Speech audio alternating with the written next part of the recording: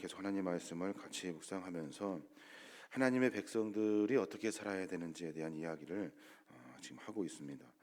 어제까지 읽었던 본문의 말씀 그 18장까지의 말씀을 보면 사람과 사람과의 관계, 그리고 사람 안에 있는 그 공동체 안에서의 관계에 대한 이야기들을 하고 있고, 또 오늘은 특별히 하나님의 백성들이 일상생활 속에서 지켜야 할 것, 이런 것들을 몇 가지 우리에게 제시해주고 삶을 조금 점검할 수 있도록 하나님 말씀을 우리에게 허락해주고 계시는 겁니다.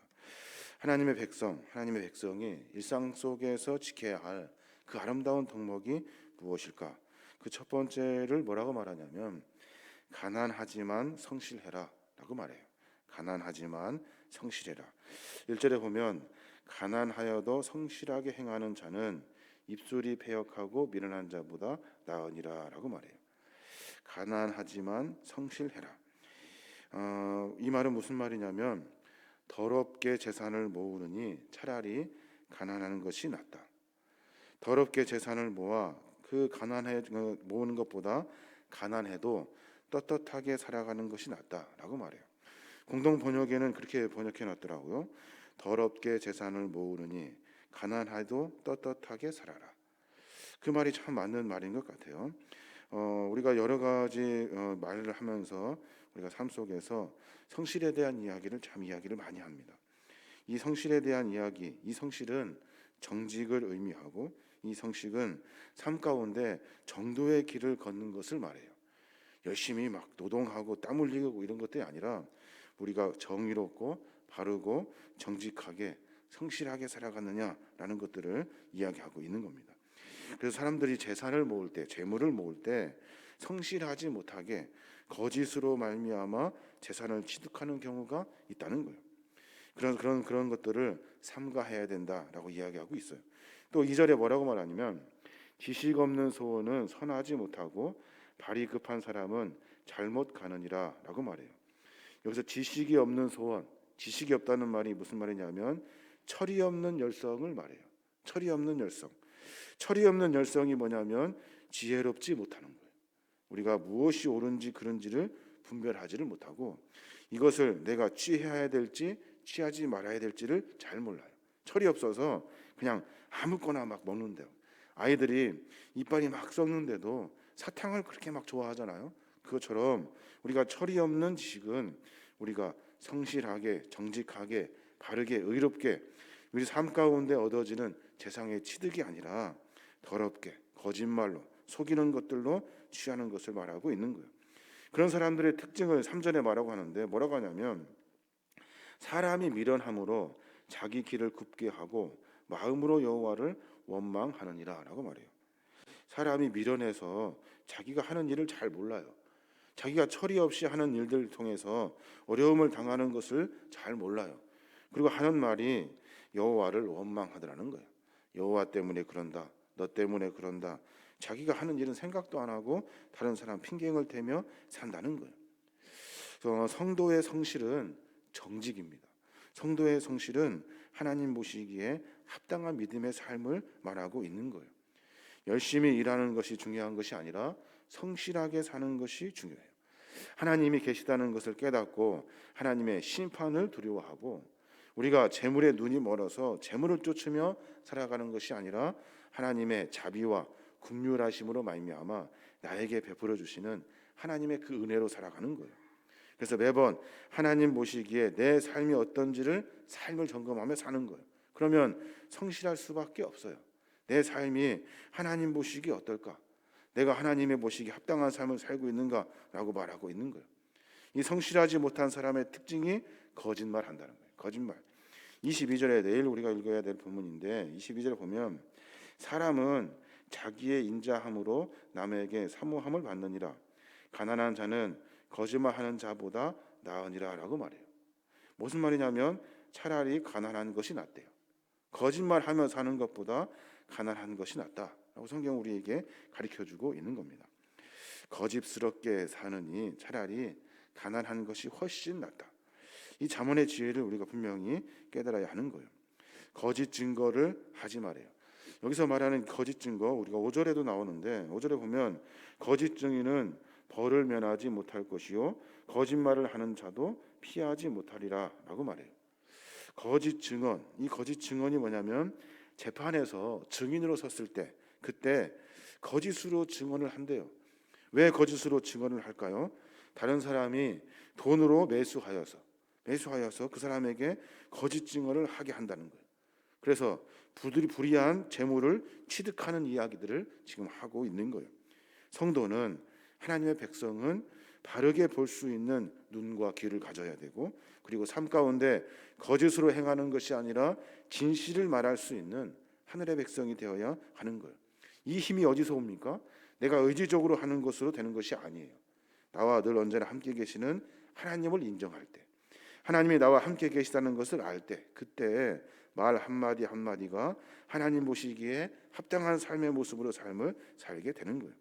사람이 아무리 어렵다고 하여도, 아무리 가난하다고 하여도, 어렵고 가난하면 무슨 일인들 못하겠습니까? 그런데 거짓 증언말을 해서는 안 된다는 거예요.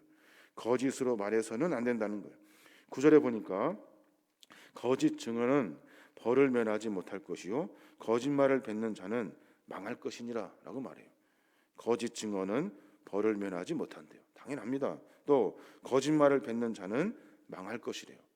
차라리 가난한 것이 낫지 이런 벌과 하나님의 망함을 당하는 것이 낫겠냐라고 지금 이야기하고 있는 겁니다. 우리가 삶을 살아내면서 거짓 너무나도 쉽게 이야기하고 있습니다. 하나님 보시기에 합당한지를 고민한다면 한마디 한마디가 진실을 담아내는 이야기들로 삶을 만들어 가야 하는 거예요. 또 하나 성도의 자세가 나오는데, 하나님의 백성이 일상에서 지켜야 될 덕목, 그 덕목이 뭐냐면 화를 내지 말라는 거예요. 화를, 노하기를 더디하래요. 11절의 말씀인데, 노하기를 더디하는 것이 사람의 슬기요 허물을 용서하는 것이 자기의 영광이니라. 노하기를 더디하는 것이 사람의 슬기래요. 19절에도 그런 말을 하고 있어요. 내일 우리가 읽어야 될 본문인데 19절에 보면 노하기를 맹렬히 하는 자는 벌을 받을 것이라.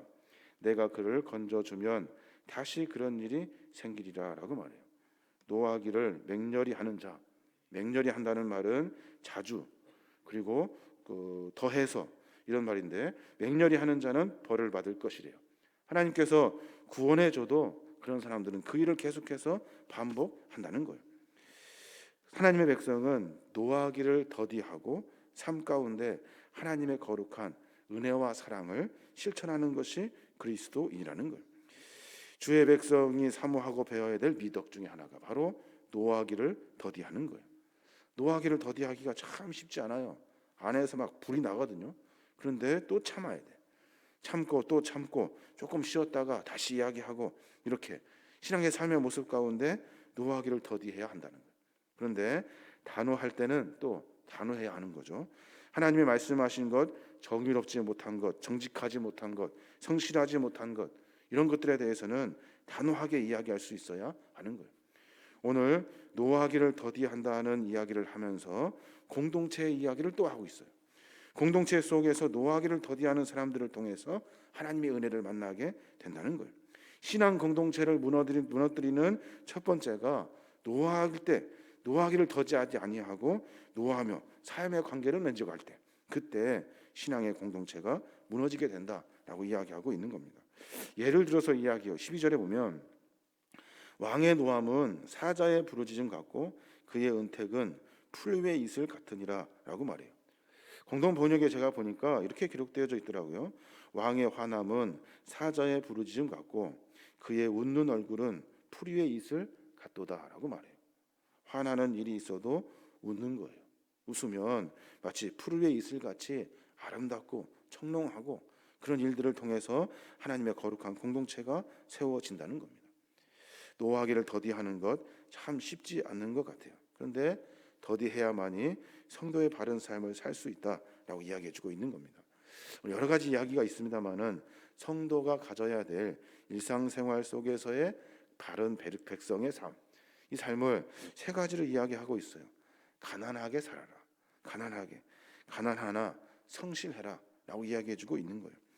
입술이 패역하고 그리고 영생에 대해서 무지해서 사람이 육적으로 사는 것에 눈이 멀어가지고 그저 아무거나 주워 먹고 살아가는 것이 아니라 차라리 가난하고 하나님과 함께 동행하는 삶을 살아라. 지금 그 얘기를 하고 있고, 거짓 증언하지 말아라. 무엇이 참인지 진실인지를 우리가 하나님을 통해서 배워야 한다는 거예요. 거짓말을 하면 하나님의 공의를 모독하는 거예요. 하나님 옆에 계시는데도 불구하고 거짓말을 하면 하나님을 인정하지 않는다는 거예요. 그리고 또 노하기를 더디하래요. 성급하게 분노를 내서 공동체를 깨트리는 것이 아니라 우리의 삶에 하나님의 거룩한 사랑과 은혜를 받았으면 그 사랑과 은혜로 삶을 살아내어야 한다는 거예요. 그런데 하나님의 말씀을 어기는 것, 성실하지 못한 것, 이런 것들에 대해서는 단호하게 이야기해야 한다고 이야기하고 있는 겁니다. 오늘 가정에 대해서도 이야기하고 있는데 13절의 말씀에 보면 그렇게 말해요. 미련한 아들은 그의 아비의 재앙이요 다투는 아내는 이어 떨어지는 물방울이라 라고 말해요. 이게 무슨 말이냐면 제가 주석을 찾아보니까 아내는, 그러니까 다투는 아내, 그러니까 화를 참지 못하는 사람은 이어서 떨어지는 물방울 같대요. 집에 이렇게 비가 오면 물이 새요. 집에 물이 새는데 물이 막 한목에서 계속 이어서 떨어져요. 그래서 집 안에 누울 곳이 없는 상태를 말한대요. 그럴 것 같아요. 화를 참지 못하고 분노를 계속해서 표출하는 것은 이어서 떨어지는 물방울이 있는 집에 사는 것과 같다라고 지금 이야기하고 있는 겁니다. 우리가 이런 빗대어 이야기하는 이야기들을 잘 들어서 우리가 삶을 좀 점검해야 되는 거예요. 여기서 말하는 아내는 아내, 여자만 이야기하는 것이 아니라 남자와 사람을 이야기하고 있는 거예요. 다투기를 좋아하고 화내기를 좋아하는 사람은, 그와 함께하는 사람은 이에 이어서 떨어지는 물방울 같대요. 집에 막 비 오면 물이 막 새서 누울 곳이 없는 상태를 말한다는 거예요. 우리 삶의 모습을 조금 점검해서 노하기를 더디하고 사랑과 인자의 마음을 우리가 삶 가운데 가져야 하는 겁니다. 오늘 하루를 살아가면서 잠언의 말씀을 가만히 묵상해 보면 우리의 모습이 얼마나 부족한지를 참 알 수 있어요. 우리가 하나님을 얼마나 무시하는지, 또 내 혈기, 내 뜻대로 얼마나 많은 일을 하는지를 우리가 쉽게 알 수가 있어요. 그때마다 삶의 모습을 점검하고 또 점검해서 하나님 보시기에 합당한 삶을 살아야 될 줄로 믿습니다. 그게 바로 말씀 앞에 서는 신자의 삶이에요. 말씀을 통해서 삶을 바꿔내는 그리스도인의 삶, 이러한 삶을 통해서 마지막에 궁극적으로 주의 칭찬을 받아들이는 거룩한 믿음의 종들 되시길 바랍니다.